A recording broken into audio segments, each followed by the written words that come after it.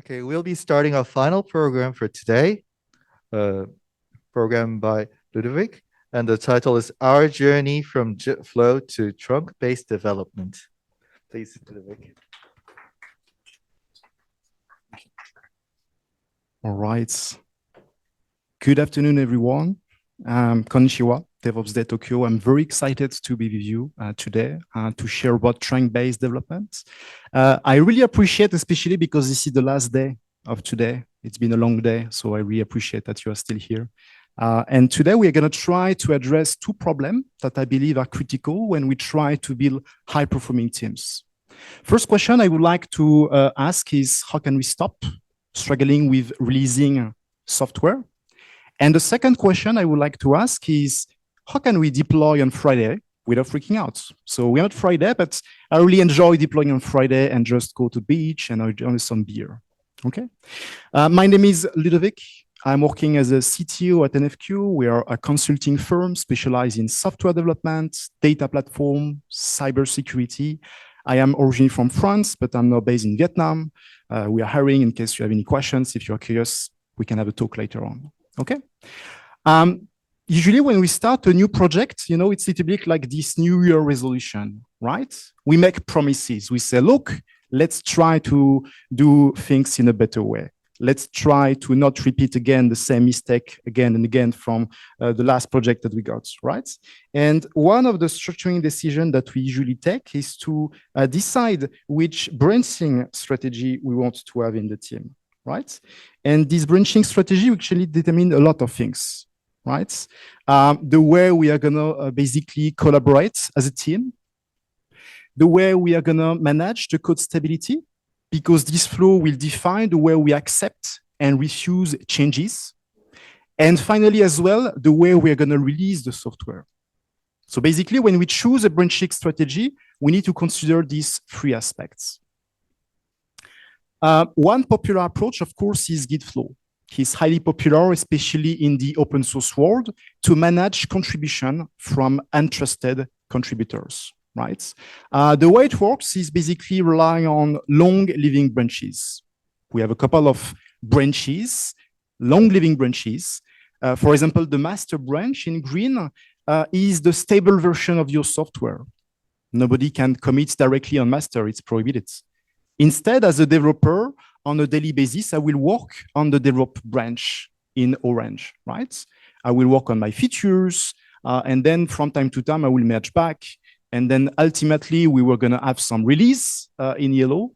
And maybe some days we will have some bug to fix. And we will fix these bugs, for example, on a dedicated branch. And again, we will merge back to the master. So basically, when we do Gitflow, we also maybe sometimes manage environment through these systems. We have this deployment strategy. Sometimes some teams, they manage environment through branches. Not really great, but this is also something that is happening. If we want to summarize, basically, when we do Gitflow, basically, we have basically strong code isolation. We do that by long living branches. And occasionally, we can manage as well environment per branches. So if we summarize the principles, these are the three principles. A couple of years ago, when we started to build basically a team, we started with a fairly small setup, only 5 developers, right? And at that time, it was pretty convenient to use Gitflow, right? Basically, on average, it took us 1 hour to release a new version of the software. Each release had a fairly small amount of changes, 50 commits on average. It's manageable. And we were able to deploy every week. As you may suppose, success comes, the team increase, you add more developers, you keep adding developers, you add an extra team. And at the end, you reach a situation when basically it's not so great anymore. On average, with this team, it took us 9 hours to release. We have almost 1 guy every week. For 1 day, his only job was to prepare the release. That was amazing. This guy was just handling all the conflicts, preparing everything. It was just code freeze and stuffs, right? On average, every release had a huge number of changes, right? A lot of commits, a lot of features embedded in each releases. Not so cool. And finally, of course, the release frequency just decrease. So when you have this kind of situation, you ask yourself, okay, what the hell is happening, right? We have more developer and we are slower to release feature. What the hell is happening? A good way to do that, to start this investigation, is to listen to developers. What do they tell us, right? And having a couple of conversations with them. I need to solve conflicts. I need to test again because something changed. We need to pull the hotfix to every branches because someone fixed it, but now we have to get up to date, right? And finally, I need to revert a change to the release. So the reason this is happening is because we are facing a merge hell situation, right? It's a little bit like on this crazy highway, right? You have so many things happening in parallel, so many potential paths, so many directions that is just a nightmare to merge. You have so many conflicts. You have to synchronize together. You have to talk a lot. And this is the situation. Why this is happening? Because when you do Gitflow, you don't do continuous integration. Okay? I hear a lot of teams saying, yes, we do continuous integration. We have a Jenkins server. We have Circle CI. This is amazing. But continuous integration is not about automation. Continuous integration is not about having a server that builds automatically things, right? It's completely unrelated. If we look at this picture, basically, they are working in a continuous integrated way, right? We have one single car. Everybody is working on the same car. Everybody knows what everybody else is doing on the car. This is continuously integration. And it has nothing to do with any automation. When we keep going on this discussion, we talk to more developers. Basically, they have more to tell us, right? We have this front-end developer. He's really fast. And unfortunately, the back-end developer did not finish yet. So instead of waiting, he said, okay, look, I will start a new ticket. I will start a new feature. And whenever the back-end guy has been finished, I will come back on my work. Okay? We have some work waiting somewhere. We also have, okay, the feature is finished, and now we have to wait for the QA to test the feature, right? It's a bit annoying. We also need to wait for an environment to be available because, of course, we are sharing the same environment, so we still have to wait. And at the end, we also need to wait for the DevOps because, of course, we cannot deploy directly to production. So here we have a situation that is the lead time, right? It's a bit like on this road. We have so many cars, everybody is waiting for each other. And the reason why this is happening is because, again, when you do Gitflow, you don't do continuous deployment. When you isolate changes, you always have these manual actions to merge the code somewhere, to move it somewhere else. This is impossible to automate. This is impossible to be smooth on that. So you introduce arbitrarily some lead time. So now we would like to ask, okay, how can we solve that? How can we avoid that basically every Git merge, it's a bit like on these pictures, right? It's the war, it's conflicts, it's painful. How can we do that? One way to do that, of course, is maybe to simplify the branching model, right? We could start maybe by something different, less branches, maybe long living branches to be removed. One way to do that is to use trunk-based development. It's not new, it's not fancy, it's not sexy, actually. It's an extreme programming approach that has been there for 20 years, but that for some reason we forgot, right? The way it's working, it relies on a single branch called the trunk, the main, the master, and that's it. Only one single branch. Occasionally, we will allow the developers to have short-lived branches to introduce their modification, to work on progress feature. But we only have one branch that will represent the stable version of the software and that will also represent the work in progress of my software. I don't have a develop branch anymore. I don't have a master branch anymore. I don't have an hotfix branch anymore. I don't have a release branch. My entire software is living on this single branch. Occasionally, I can have some short-lived branch that I will merge back, okay? So if we summarize basically the principles, we have a trunk. This trunk is the single point of truth. We don't have long-living branches living everywhere. And the trunk is the stable version of my software. It means I should be able to release it all the time to production. Nobody can break this build, okay? Additionally, we tolerate branches, but they are short-living only, meaning I should merge back my branches after 1 day maximum, okay? So it means that I am able to have a branch, and after 1 day of work, I need to merge back to the master, okay? How do we implement that? First, we need to consider that every changes should be small and incremental. We don't start huge pull requests. We don't start huge changes. We don't start huge tickets of work. Instead, every commit becomes a release. Every time I change my code base, this is a release. This is a modification, whether it's huge or not. So we should treat each modification as something that will go directly to production. The second aspect, of course, is that we need to have short-living branches, max 1 day, okay? And in case we have unfinished work, we will wrap the code base into a feature flag. I will explain in a couple of slides how we do that, okay? Couple of recommendations, of course, it requires a lot of mindset shifting, right? When you have developers that have been used for so years to treat master branch as a holy grail, you have to sit with them and to say, look, okay, now you can touch master. It's not a problem. You will have the permission. It's cool. Relax, okay? Then you have also to challenge a little bit the commit size, the story size. We stop basically having huge tickets. We stop having a lot of changes. Every commit becomes a single release. And finally, we can release from master. The second aspect, of course, you need to automate and instrument basically your code reviews, okay? So you need to abuse from what we called pull request decoration, using tool to automate your pull requests. In so many teams, I see again people saying, okay, I'm checking at the code style, I'm gonna check the vocabulary used, the naming convention. No, code review should be about checking the logic. Everything else you can automate through tools, and you need to use that, abuse from that, okay? And the second aspect as well is to transit from asynchronous code review to synchronous code review.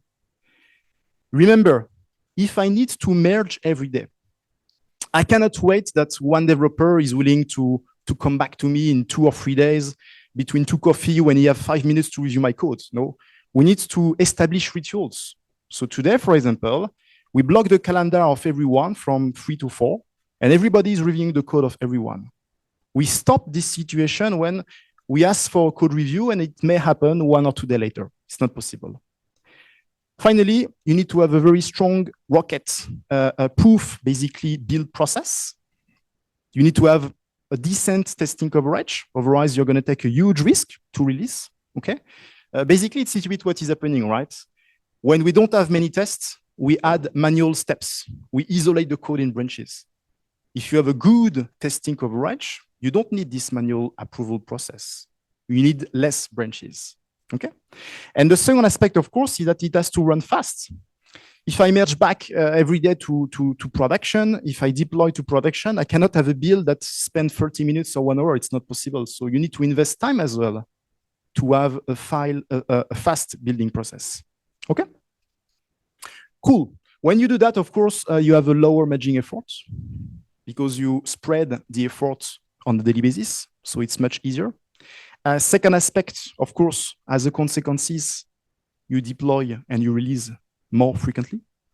Third, you have more stable iteration because you deploy very small batch. So it's very easy to roll back. It's very easy to identify when there is a problem. And finally, you foster this baby step approach, right? People stop to say, look, I'm going to work a month on something and later on you will see what I'm doing. No. Every commit is a single release. Every commit is a step for a better tomorrow, okay? So previously I was saying, okay, in case you have not finished basically your feature because you're working on something complex, just go to production, deploy everything. And you're going to say to me, are you crazy?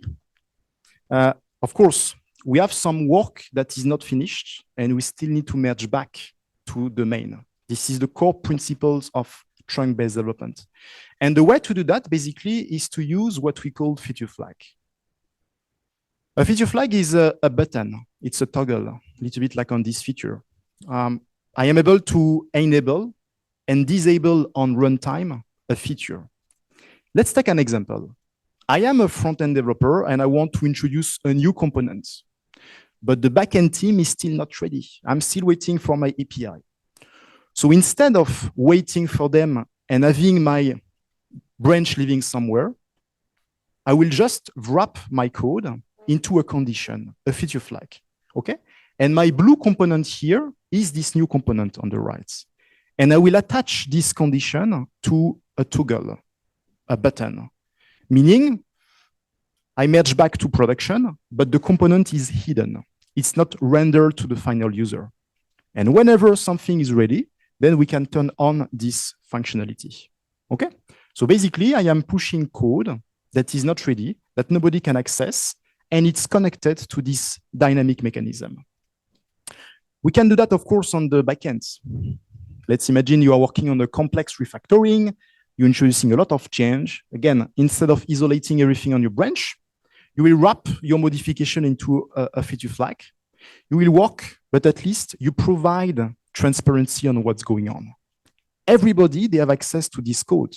They understand that you are working on that.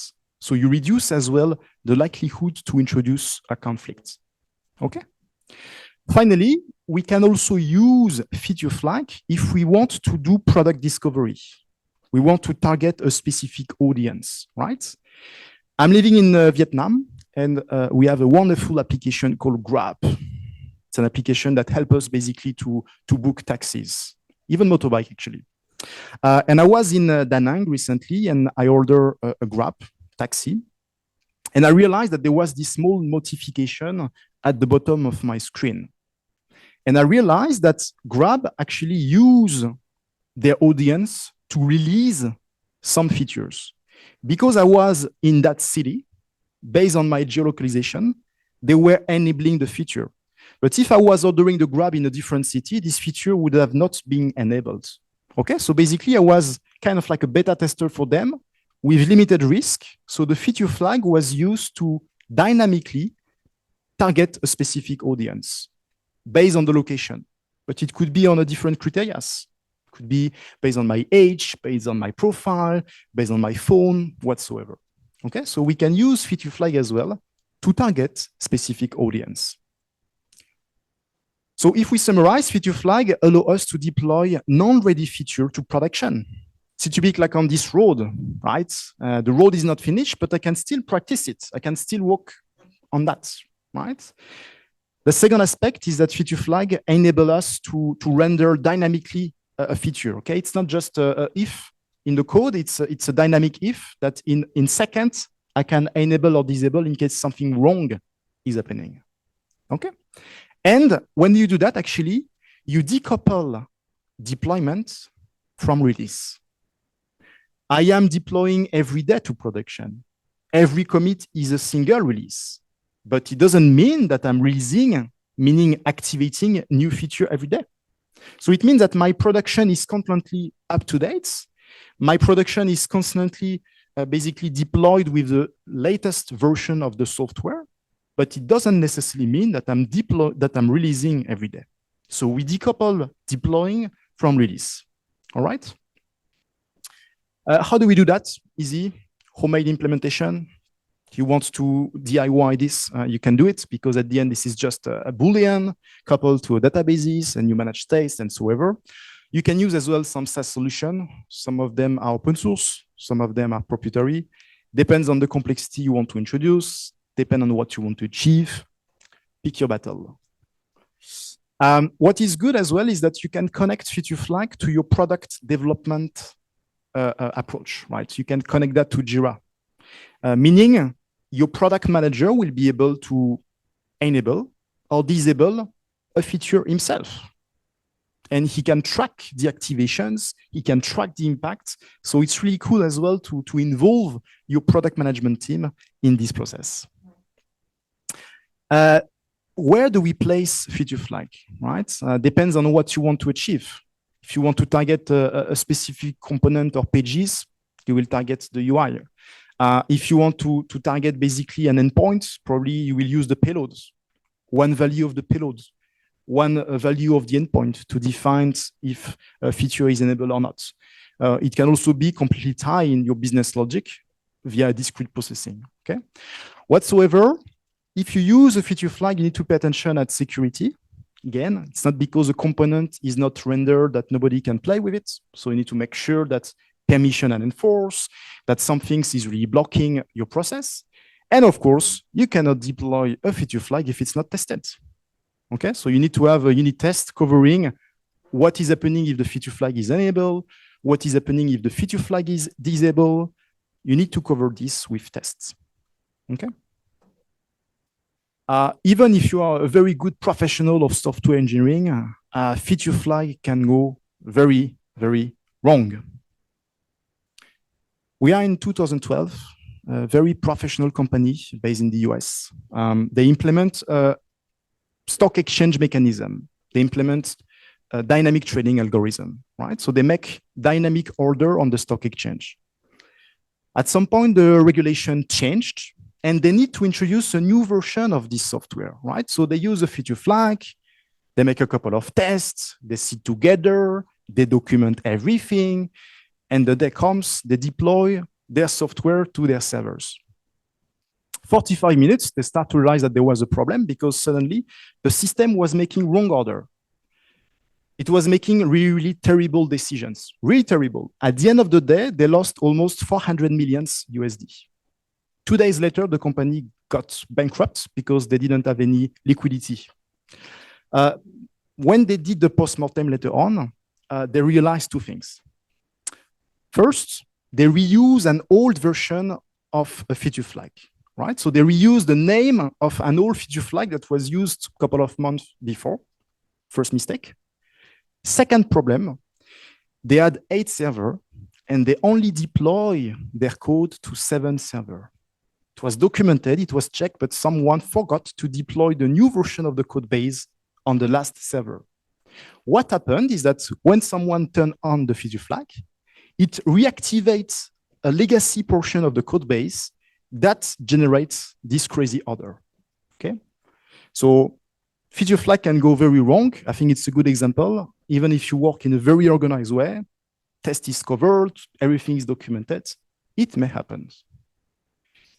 Couple of recommendations if you want to go this way.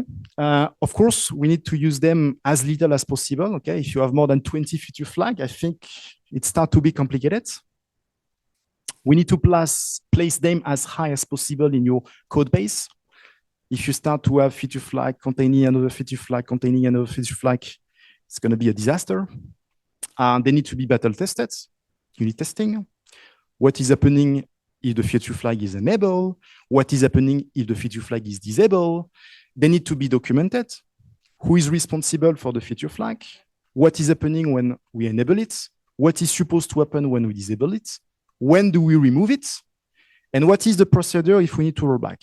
Okay, it has to be documented. Of course, you need to remove them at some point. Okay, usually the practice is for us is like after 2 or 3 sprints, when everything is fine, we need to pay back the feature flag and we remove it. Finally, I hope I convince you to never recycle them. Once you have used a feature flag, you just destroy it. You never use it again. Different names, different combinations whatsoever. All right? When you do that, what are the benefits? Of course, it's really cool because it reduces the cross-dependency between teams. If I'm thinking again about my front-end developer, he's not waiting anymore for the backend. He wraps his code in this feature flag, he pushes to production, he starts a new ticket. When the backend developer is ready or wake up finally, he will just pull the code, he will enable the feature flag locally, he will implement and finalize the API, everybody is happy. So by doing that, we allow to reduce cross-functional dependency. Okay. When you do that, actually, you can do continuous integration. Remember, continuous integration is not about automating. Continuous integration is not about pipelines. Continuous integration is not about tools. Continuous integration is the ability to continuously integrate differences, code base, states. Finally, it allows us to adopt this product research mindset, right? A couple of months after we introduce this feature flag, we start to have developers that really start to think tactically. Instead of starting a feature that will spend maybe 1 or 2 months of work, let's try a very small changes. If it's working, it's good. If it's not working, we just disable it and later on we remove it. So feature flag also empower developers to have this tactical mindset that we usually have when we do product development. Okay. So now I would like to tackle a final problem that we had. How can we remove the lead time between the teams? Okay, I would like to enable product owner to be more effective. And to do that, one idea could be to introduce ephemeral testing environments. Okay, so the scenario is the following. We have 4 teams working in parallel. And unfortunately, they are all using shared environments, right? So I have the team A, I'm working on this cool feature. Can I please use staging environments? Oh, but the team B is currently using it. Okay, let's wait. And so on and so on. And of course, it's not really effective. It's not really cool. It's not very nice to work in that way. So one idea could be to reuse this trunk-based approach. And maybe what we could do is to create an environment for each branches. I am a developer A. I'm working on a feature. I push my code to this branch. And it would be absolutely wonderful if I could have an environment that pull my modification, pull all the environment around that, and spin up an environment. It would be awesome. And if a second developer is working, he will also have his complete environment. His modification, of course, but an isolated backend, front end, cron jobs, queues, and databases. This way, we create unlimited, isolated testing environments. How do we do that? Potentially, we leverage a great tool, Kubernetes, which is a container orchestration engine. And we could leverage basically namespaces. The idea would be that I will create one full environment for each feature based on the branch. I am working as a developer on feature 01 branch, and I will just spin up a completely isolated environment in a Kubernetes namespace with my modification and the rest of the current stable version of the software. We can do that using Jenkins to orchestrate a little bit things. We can use GitHub as a repository, very standard. And if I need to run a second environment, I will do exactly the same. Okay? How is it working in the reality? Basically, I'm a developer. I'm working on feature 01. I have my Jenkins server. What is going to happen? Jenkins server will contact and inspect the code repository, and he will look for a pull request or a branch that is named after my feature. Okay, so here we'll check, okay, backend, okay, front end, okay, whatever else you have.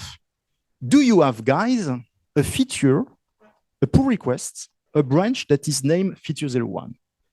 Backend, okay, yes. So it means that the feature 01 ticket needs changes on the backend. On the front end, there is none, meaning basically we don't need to modify the backend for this feature. And it means that as a consequences, when I will build my ephemeral testing environment, I will deploy the backend branch feature 01 and the master branch for the front end. Okay, everybody's happy.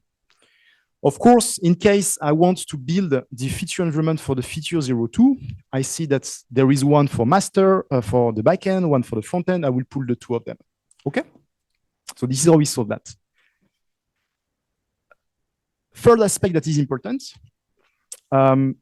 when you are a developer, you're a little bit lazy, right? And of course, you don't want to have a complex process to roll out this environment. So what we did is that we basically connected our system to our Jira board, right? So I am a developer. I'm working on the ticket 01. At some point, I have finished my work. I'm going to move my ticket to the testing column. And oh, magic, what is happening? I am creating automatically an environment. I don't have to do anything. It's automated. After 5 to 10 minutes, I will receive directly a notification in my Slack channel. Plus, I will receive a notification in the Jira ticket to say, look, your environment is ready. You can access this URL. This is the password to access the databases. Have fun.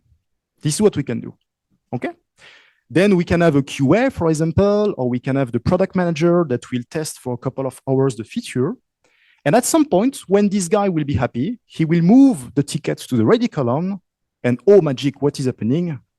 I'm going to destroy the environment automatically. I will notify automatically the Slack channel, and the Jira ticket will say, look, the environment is destroyed. You can no longer use it. Have fun. Okay? It's very important to do that because otherwise, people, they will not use it. Definitely. Okay? The second problem that we solved actually is how do we populate this feature environment, this ephemeral testing environment with actual data, right? If you have a complex application and you run a testing environment, most of the time your application will have no data. And what you do is that you spend a lot of time to create fake data, right? You create mock data to try to populate these testing environments, but this is super annoying. They are never maintained. They never represent real business case scenario. So basically, you miss a lot of things. So what we did basically, every day, we have a script. We are going to pull automatically the production data. We are going to anonymize all the personal information. So it's completely anonymized. We're going to extract the last 20% of the databases, so the latest record of the databases, and we use it as a basis, basically, to roll out our environment. As a consequence, when I am a developer and I access this environment, I have already a lot of data. I have my users, I have my transactions, I have my business objects. It's really cool, right? Because I can see already some pattern. I can already see the business logic. It's super effective as well. We realize that later when we need to investigate a bug. Okay, when we want to investigate a bug and a bug fix, it's incredibly effective, basically, to use the production data because we realize later on that maybe the user, they are using the application in a different way. There are some patterns that we don't see except in production. So highly effective, highly recommend it. Talk with your security guys because they will basically have a panic attack, but trust me, it's worth it.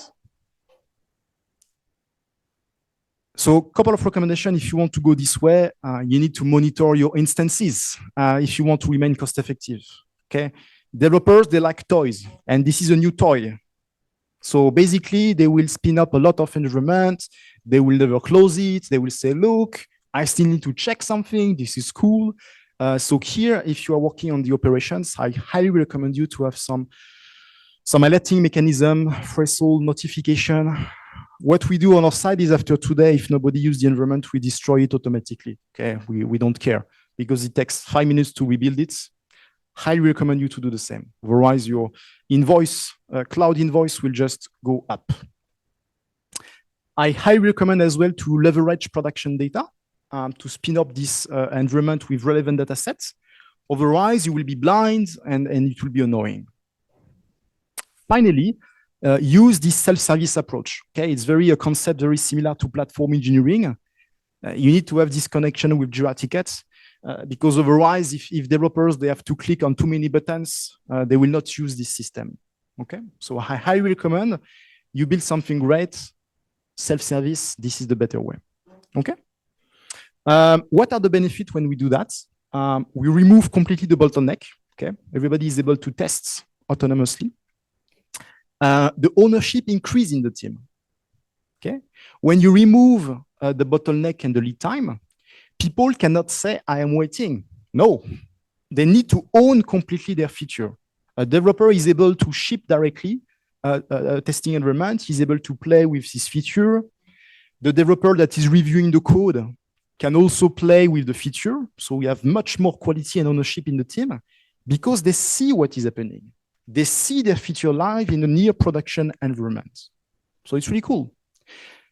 We have much more transparency. Okay, I think one of the biggest advantages, whenever we do a sprint review, whenever we do a workshop with a stakeholder, we spin up an environment. They see already the feature working. It's really amazing. It's really amazing. They are not waiting for, look, I need to pull my data, wait a couple of hours. Oh no, the staging environment is not available. Come back tomorrow and no. Okay, here you have environments that you can use. It helps to bring transparency. Finally, as a good side effect, we were able to integrate end-to-end tests very easily. We had a Selenium grid. It was very easy to basically enrich basically our scenarios and to target directly this environment. So it was a very nice sweet spot. Okay. So a couple of a summary after these sessions. If you want to go fast, what we did is to simplify the branching model. Instead of using Gitflow, go with trunk-based development. The second aspect, use feature flag, like I mentioned, to decouple deploying to production from release. Third aspect, using ephemeral testing environments to remove the bottleneck. And finally, build representative data sets by pulling production data and enabling these testing environments. Okay.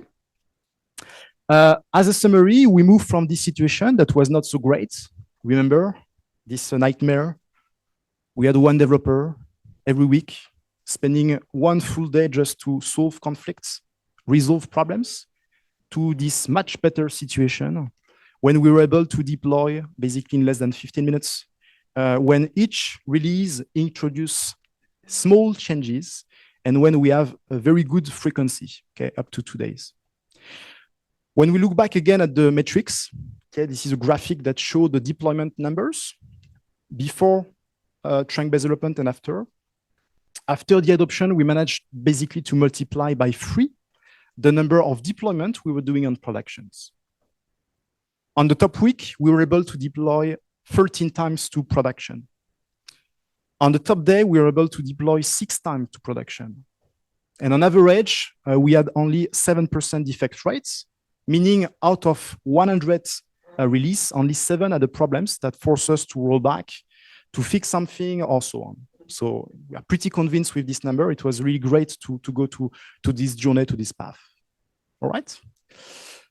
So a couple of challenges that you're going to face, that we faced.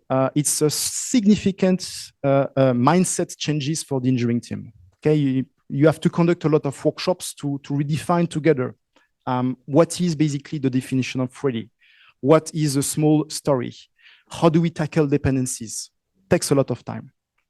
Second aspect, you need to encourage the ownership. Okay, for so long we told developers you cannot touch the master. You have protected branches. You cannot do that. You have to wait for someone to review. With this approach, we really push the developer to be much more responsible for what they're doing, right? And when you do that, you will probably affect the way your team are organized, right? You will change probably the team structure from a component team towards probably more feature teams. So a couple of recommendations: workshop with everybody. Product owners, teams, POs, stakeholders, whatsoever. It's important to educate everybody regarding why we are doing that, what is really important, and what needs to be paid back as well. Okay. If I refer to the feature flag, suddenly your development flow is moving fast, but you are introducing a small technical debt. So you have to teach as well your stakeholder that, okay, you see the feature running in production, the feature is enabled, we will have to pay back at some day this feature. We will have to remove the feature flag. It will take times. Okay, so it's not because what you see is working. It's not because we are moving faster than before that we cannot basically handle this technical debt. Okay. Important as well to challenge the sprint planning. Constantly, you need to challenge basically the scope, smaller chunks. What is a small modification? What is a unitary basically step? You need to constantly monitor the trends as well. don't stop by basically achieving that. You need to check constantly what you're doing, right? What is the lead time? What is the toil? How many defects, automations? It's a constant investigation for better things, okay? And finally, you need to provide a couple of guardrails to empower developer. In our team today, we have juniors. They deploy autonomously to production every day. We have developers today. They can deploy themselves to production. We don't have a lot of served grade, except the automation that I mentioned. Okay, and it's really cool. People like working in this team because they see what's going on. They don't depend on someone else to test their feature and someone else to deploy their feature. Okay. Finally, it's not a magic, basically, approach, right? It depends on what you want to achieve. In our case, we are building a product. We want to release fast. We want to release frequently. We need to deploy features to keep tackling the market, basically. But if you are building a software and you only release once per month, once per quarter, and you are more interested into the stability, probably Gitflow is still good enough for you. You don't need track-based development. So in our case, because we want to release a product, new features fast, we have to go that way. But it's not a silver bullet. Okay, so you need to assess what you want to achieve. All right. Before we leave, I would like to recommend 2 books that I really like. I like reading books. Accelerate, it's a fantastic book that really summarize what I consider one of the best practices for DevOps. And the latter is the Unicorn Project. It's a novel, much more easy to read and to digest, especially after a long working hours. It's technical, but again, it's a story. It's a novel. It explains what you could all face in your companies. I recommend these 2 books. Okay. Thank you so much for your attention, and I will be happy to take a couple of questions if we have time. Thank you so much.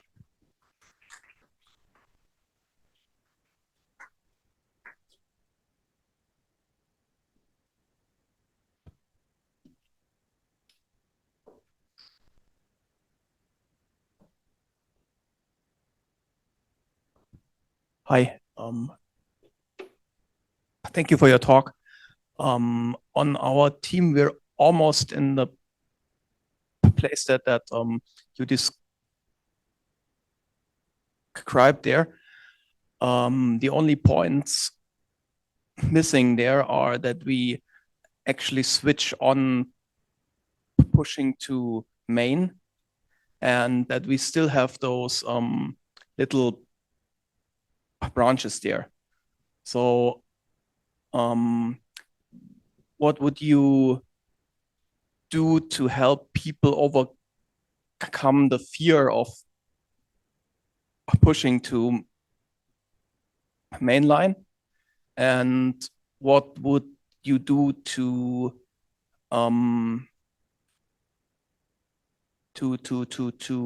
how do I say that? To prevent that you know, like those smaller branches become long. Thanks. Okay, thanks a lot for the question. So the question was, you still have like main branch. People are mostly like pushed to merge to the main, but at some point you still have a couple of small branches. You like to understand how we can motivate people to less use these branches and how we can make them feel safe about that. Okay. One aspect, of course, is basically the tooling that you have, the automation. Again, if you don't have good coverage in terms of unit tests, if your build is flaky, basically it's unstable, it doesn't elevate the trust from people working on introducing changes, right? Our job as a developer is to introduce changes. It's to create instability. So we need to have a couple of guardrails around that to ensure that, okay, what I'm doing is good enough, right? So I think first you need to investigate the way today you have automations, checks. After, you need to look at your metrics. How many times do I introduce break? Do I break the codes because I have these problems? And once you have defined that, you just need to encourage people to try more, basically more frequently. At some point, what we did on our side was really to prevent them to do anything, right? It's okay if you break the master, it's okay if you break the build, but you have to fix it. It's okay. It's really okay. It's really impossible, in my opinion, to have a perfectly sane transitions. So at the beginning, we block the trunk for a couple of days, no, couple of hours, fortunately. But then everybody is forced to maintain this branch and to take care of it. So if something breaks, everybody has to sit together to fix it. Okay. So just to summarize my long answer, automation, workshop to encourage the trusts, and then accept that it will break as long as people learn from it and know how to fix it. Okay. Thank you.